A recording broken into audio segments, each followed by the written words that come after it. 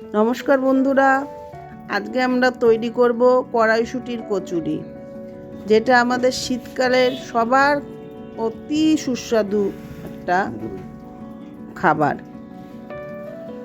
আজকে আমি প্রথমে কড়াইশুঁটিগুলোকে ছাড়িয়ে প্রেসার কুকারে একটা সিটি দিয়ে নিয়েছি।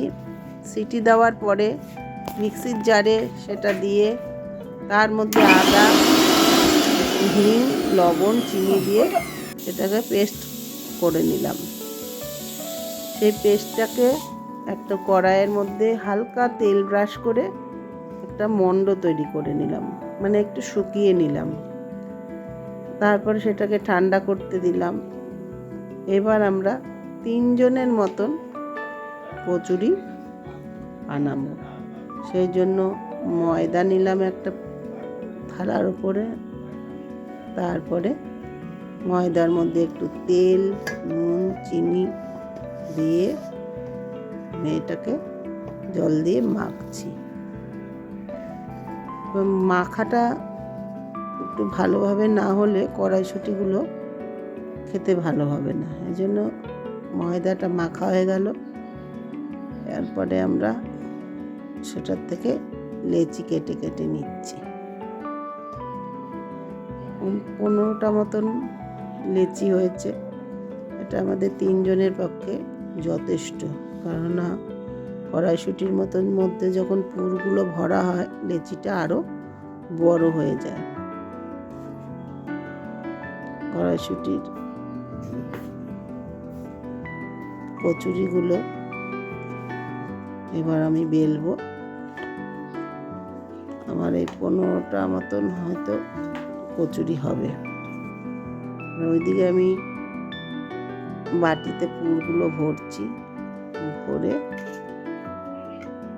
এবার আমি সব পুর ভরা হয়ে গেলে আমি লেচি বেলে তারপরে কচুরি করব।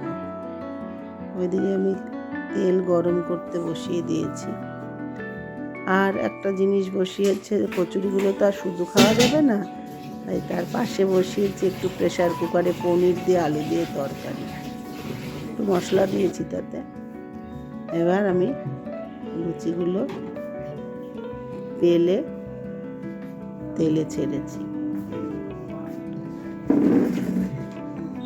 আস্তে আস্তে কয়টা লেচি বেলে নিচ্ছি, কেননা একবারে তো আর সব করতে পারবো না। একটু বেলে নিচ্ছি, নিয়ে তারপরে আমি ওইদিকে ভাজবো। দেখুন আমার লুচি কচুরিগুলো কেমন ফুলে উঠেছে। আমি এরকম 5টা 6টা কচুরি ভেজে তারপরে আবার বেলবো, বেলে আবার ভাজবো। দেখুন কেমন সুন্দর ফুলে উঠছে কচুরিগুলো। প্রত্যেকটা কচুরি আমার সুন্দর ফুলে উঠেছে। এই যে পাশে প্রেসার কুকারে যে আমি পনির আলুর তরকারি করেছি, সেটা পনির আলুর তরকারিটাও ভীষণ সুন্দর হয়েছিল। পনির আলুর তরকারির মধ্যে আমি একটু আদা, একটু জিরে এগুলোই দিয়েছিলাম, আর একটু নামানোর সময় ঘি, গরম মশলা। এই যে আমি আমার ছেলেকে খেতে দিয়েছি। এবার কচুরি দিয়ে পনির আলুর তরকারি দিয়ে খাচ্ছে। নমস্কার। আর বেশি ভিডিওটা বাড়ালাম না। আমাদের ভিডিওটা যদি আপনাদের ভালো লাগে লাইক করবেন, কমেন্টস করবেন এবং সাবস্ক্রাইব করবেন। ভালো থাকবেন। আজকের মতো ভিডিও এখানেই শেষ করলাম। আপনারা ভালো থাকবেন, সুস্থ থাকবেন এবং এর পরবর্তী ভিডিওতে আবার আপনাদের সাথে দেখা হবে। নমস্কার।